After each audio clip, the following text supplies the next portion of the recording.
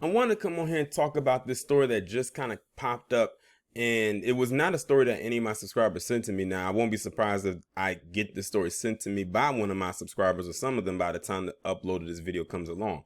But I actually was scrolling through Instagram and I came across the Savoy Show, who I follow on Instagram. And if y'all have an Instagram, I would highly suggest that you follow his page because he posts a lot of good news stories about various different things. But this one right here really stuck out to me because, as y'all already know, I've done so many stories in the past and even some recently about the opioid plague and whatnot.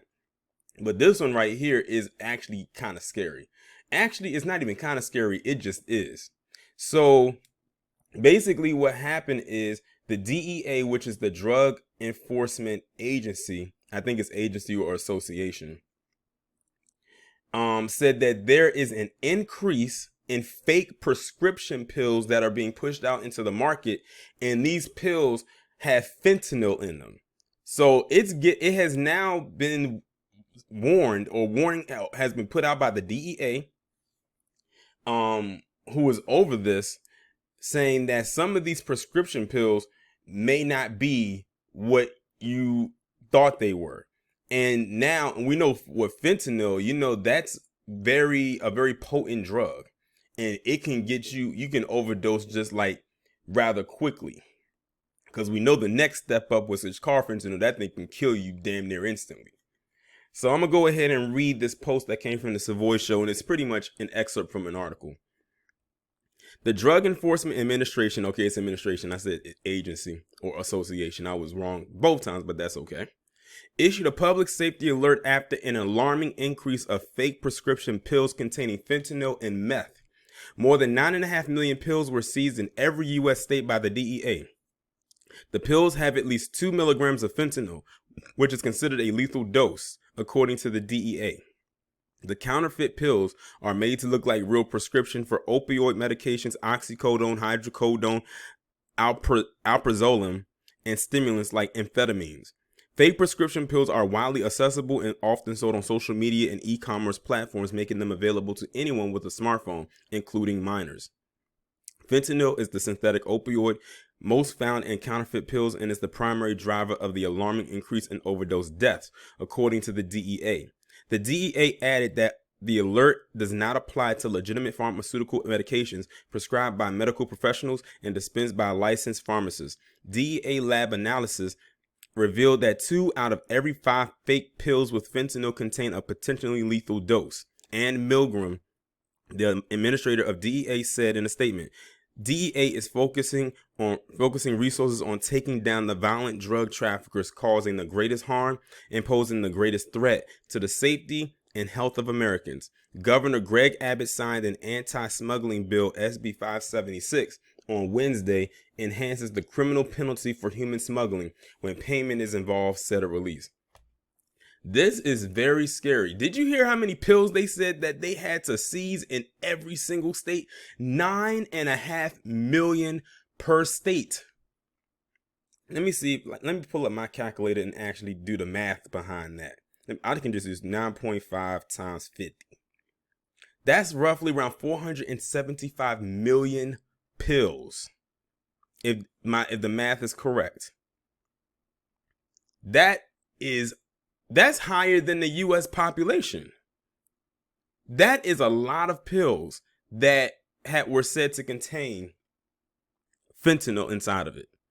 And these, like I said, are not regular pills that you get on the street. These are prescription pills, meaning these are pills that have been prescribed by a doctor for somebody, and they thinking they're getting one thing, but they're not, but they're actually getting something much more deadlier. It kind of reminds me of, for those of you who watched it, it reminds me of Power Book 3 Raising Kanan, where the spoiler alert, the Kanan character decided that he was going to add a little something to the drugs, I guess, to enhance the high of the consumers.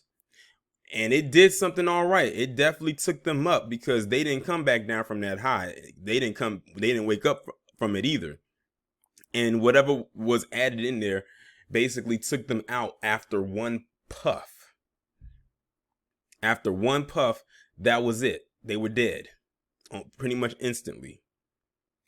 So that's why I said that this is scary right here, because prescription drugs, people get prescription drugs all the time, whether it's over the counter or actually prescribed by a doctor. But more so if it's prescribed by a doctor, that's the scary part, because then what could happen is, say that a doctor prescribed their patient some drugs, for whatever condition they may have or illness at the time, and the patient takes it and all of a sudden something happens, the doctor will get looked at as the person that was the bad guy or the bad person in this instance, and they could get sued for malpractice, not realizing that it wasn't even their fault.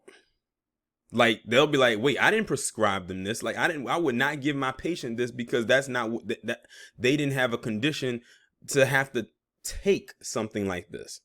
So that's very scary in and of itself. Like, it's gotten to the point where now it's gotten into actual legal drugs.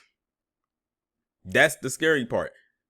And the thing is, a lot of, like, some of the drugs, like, are legal if they're used in the hospital, but when it goes outside the hospital and you just start using it just for recreational use, then it becomes illegal. So now you're taking something of an illegal component that is seen as legal in the hospital and you're putting inside of another legal substance. And because it can hide so well in the prescription drugs, that's what makes it even more eerie. But yeah, I just want y'all to let me know what y'all think about this down in the comments. And the scary part about it is, you can't even look at the label and see what's in it, because it's hidden inside of it. It's snuck. It's like it's snuck in there. So somebody has a very deadly sense of humor out there. And I'm still stuck on how many pills they had to get per state. 9.5 million per state, which is like 475 million in total. Like, that's insane.